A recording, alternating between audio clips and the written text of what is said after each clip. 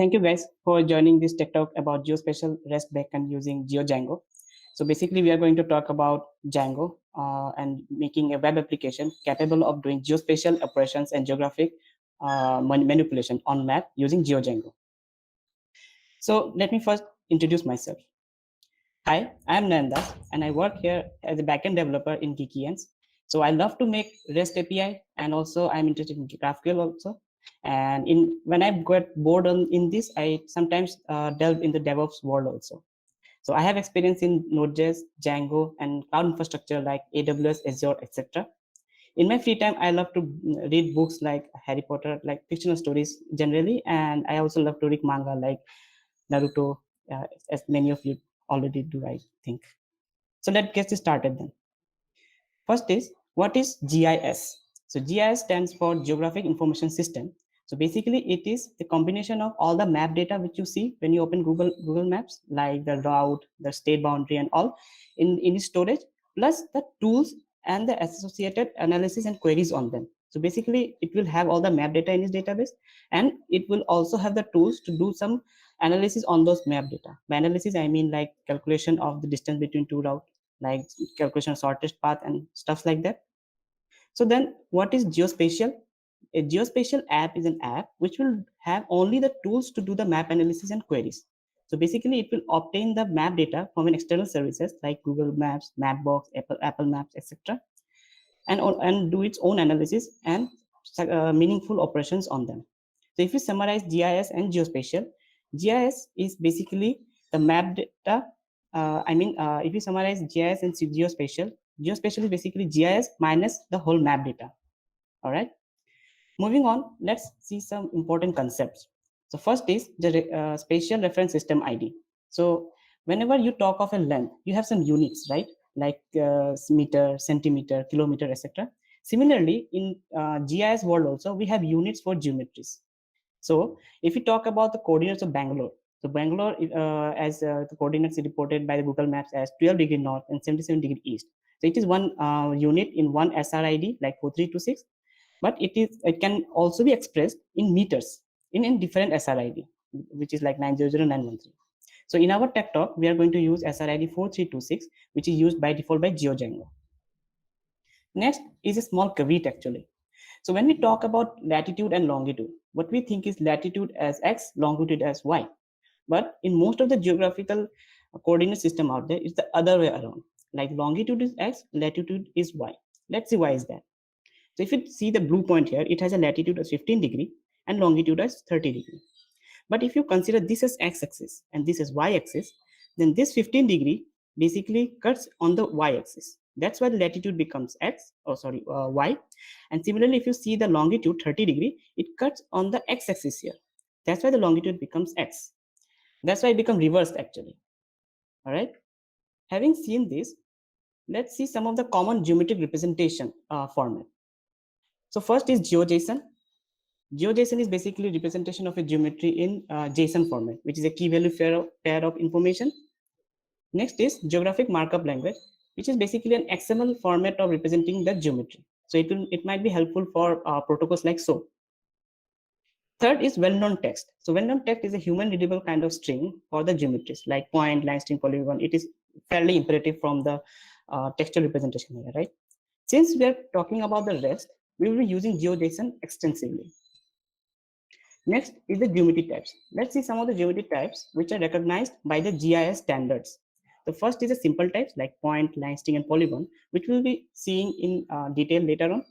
And also the collection types which build upon those simple types, like the multi-point is a set of points, multi-line string is a set of line string, and so on. So now we know the geometry types and we also know the GeoJSON format. Let's see how we can represent them in GeoJSON. First, the point as GeoJSON. So point, as you would already know, is just a coordinate system on Earth and can be represented just using X and Y. So in GeoJSON, it will become type as point and coordinate as X and Y. All right. So a point on Earth can be designated as like any point, like a landmark, a city, or any place of interest. Next is line string as GeoJSON. So you might be thinking why we are calling it a line string and not a line, because it is not a straight line. It's a path between multiple points. Okay, so Therefore, the coordinates which you are seeing here is actually the coordinates of the points or the breakpoint in the path. So basically, an example on in real life would be a line string can represent a route, it can represent a course of a river, and stuff like that. Okay. Next thing, let's see polygon. So polygon, as like all other its counterparts, it will have coordinates, but it will have the coordinates of its vertices actually. Okay. So a polygon in real life can represent a state boundary, country boundary, field, etc., etc. So we have now seen what are the shapes which is used by the GIS standard. So the map data which you see in Google Maps and Apple Maps and Mapbox, actually they use these shapes as the building blocks for their map in their database. All right. Now let's understand better with the app which I have built for this demo. So I have used Python 3.8, but anything above 3.6 can be used for this. Django, which is a web framework for building like web services using MVC pattern. Third is Django REST framework, which will help us to build a REST API on top of Django. Fourth is I have used the Postgres database. So with it, I have used the Postgres extension. So Postgres extension will actually introduce geometric data type to the Postgres. By default, Postgres won't have them. And it also includes the spatial procedures or the functions, which might help us in doing some certain manipulations on those geometric data. So we have seen what I have like discussed right now, like all the shapes, GeoJSON and all. Let's see how we can use them to shape a geometry in our database. So let's dig into some code here. So let's open our code. Yeah, sorry, not this.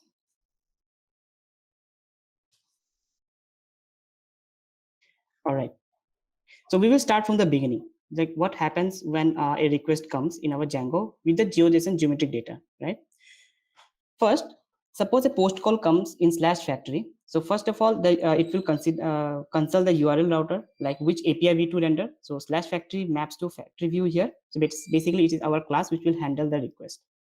Next, let's see what this factory view has. So in factory view, we have different methods based on the HTTP verbs. Like we have post method call here in this example. So this post method will get called. So post method basically will use the serializer to save the incoming JSON in our database. So what will happen is that the incoming JSON is first validated here. So first it is done by using like using is valid, and after that we will save the GeoJSON to the database. So this saving part is done in two phases. First is the parser, and then is the model. So the incoming GeoJSON will be first converted to the equivalent model in memory, and then it will be saved to the database in our Postgres. All right. So this is the whole flow of saving the incoming JSON to our database. All right. So I think that's enough of code. And I think you would like some of this demo, right? So let's see those two. So here, for this demo, I have already, okay, the server is not running. Let me start it first.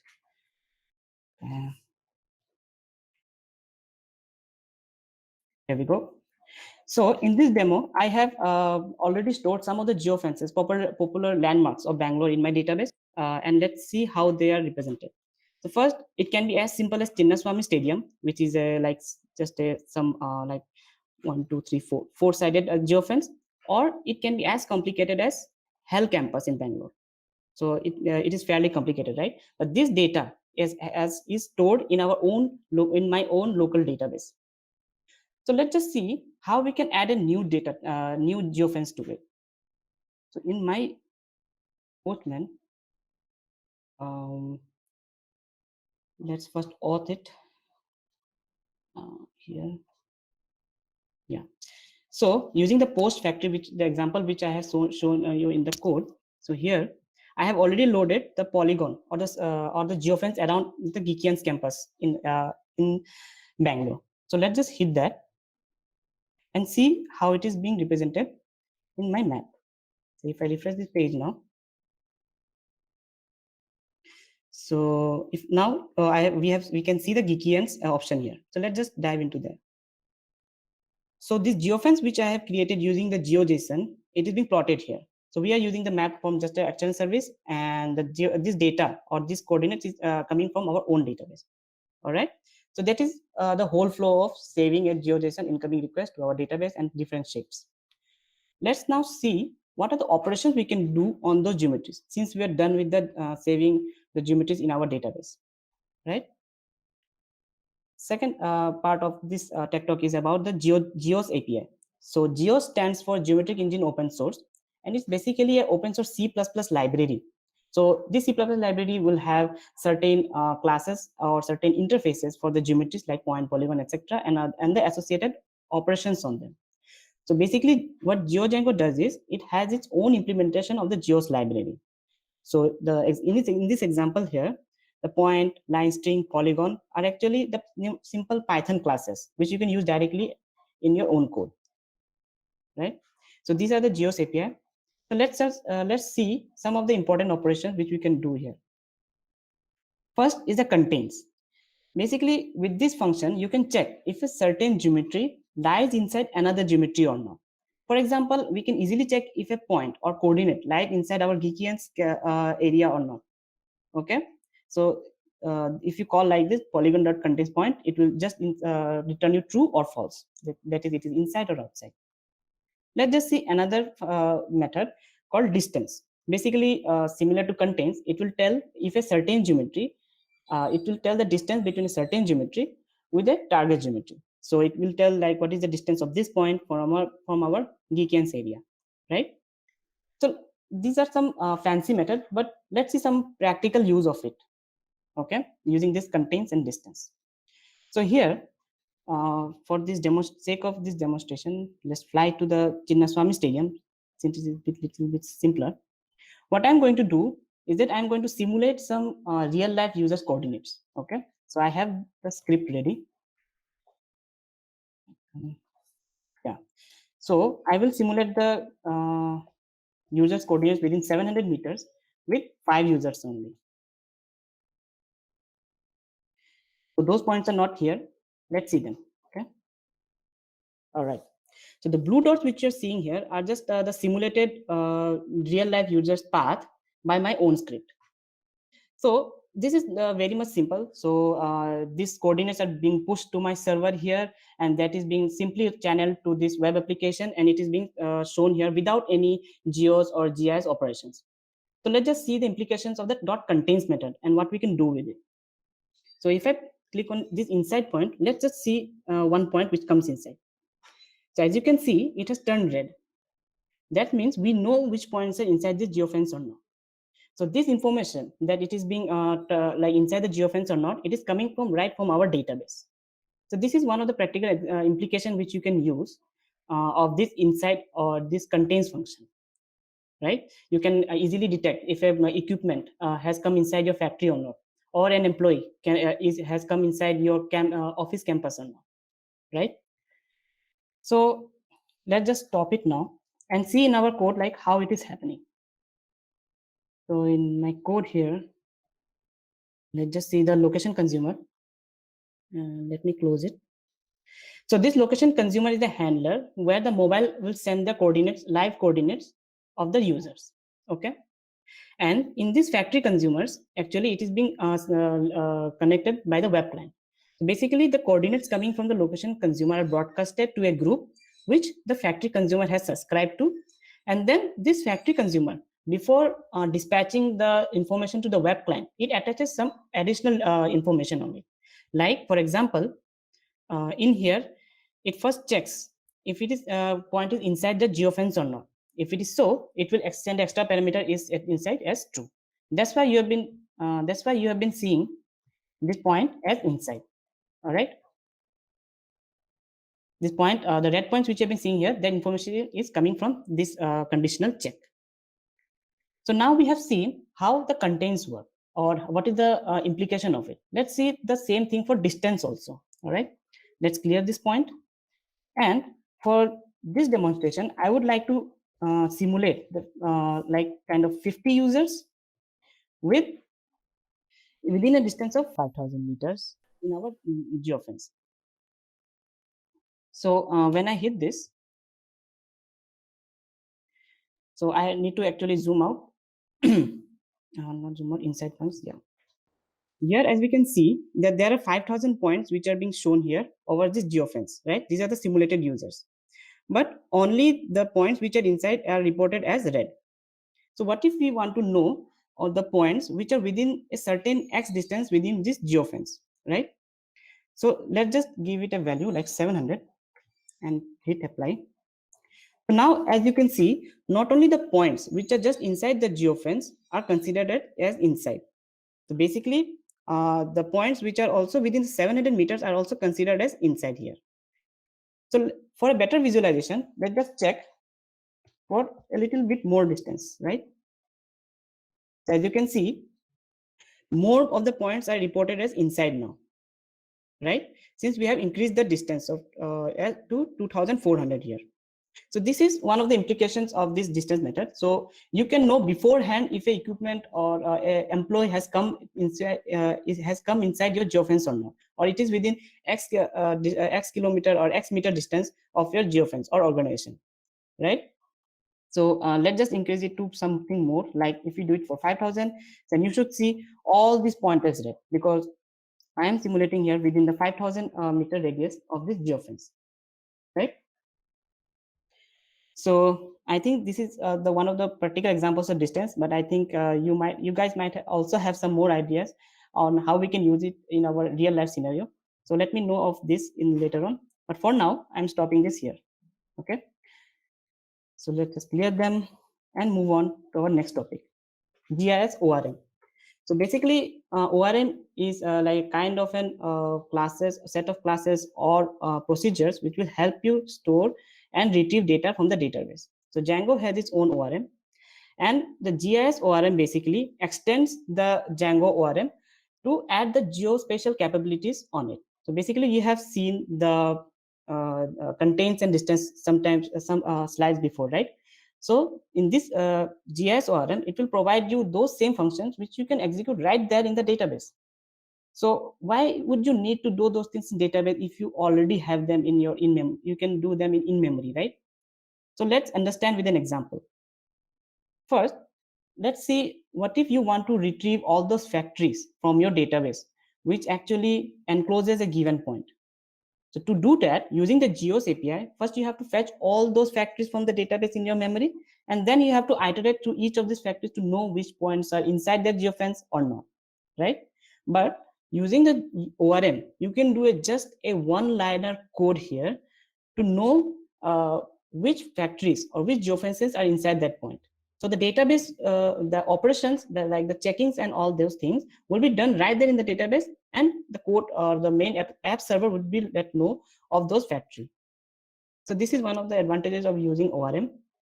So let's just see some other thing which we can do using the ORM. So we have already seen the contains here.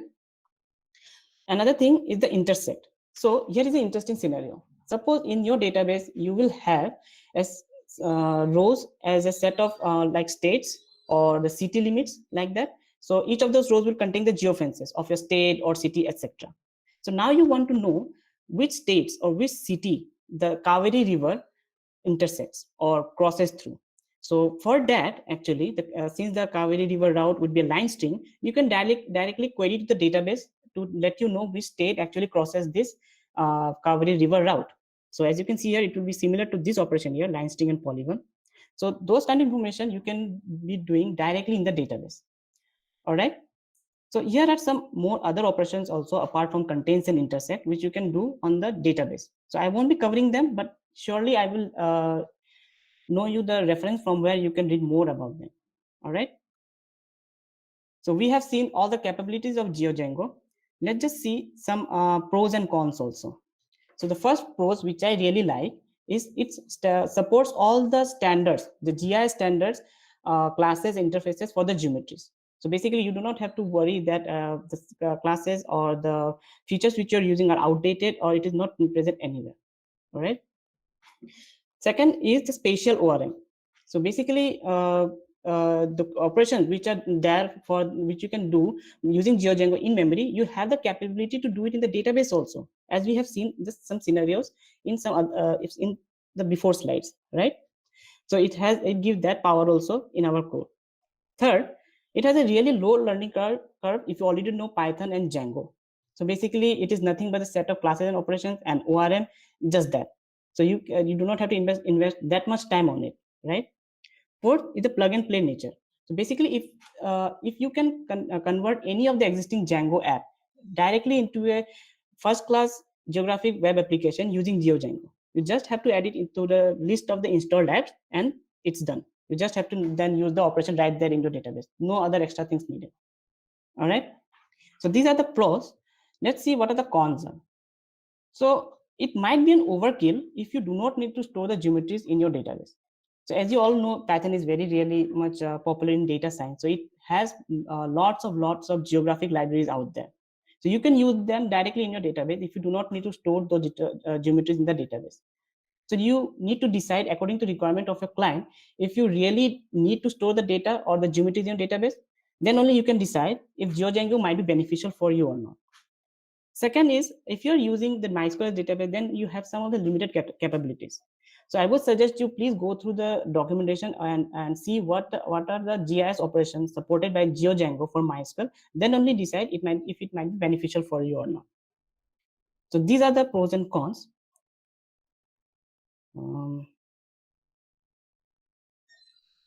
So these are the pros and cons.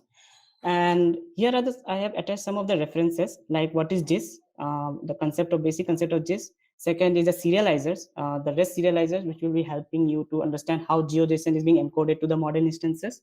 Third is the ORM, actually, geo query sets, which I've discussed some slides back. And fourth is the interesting geos, which you can use the API right there in your in memory, right? So this is all about GeoDjango. Please feel free to tell all your doubts in our slides before, or also you can put your own suggestion or ideas which you might be having while reading those slides.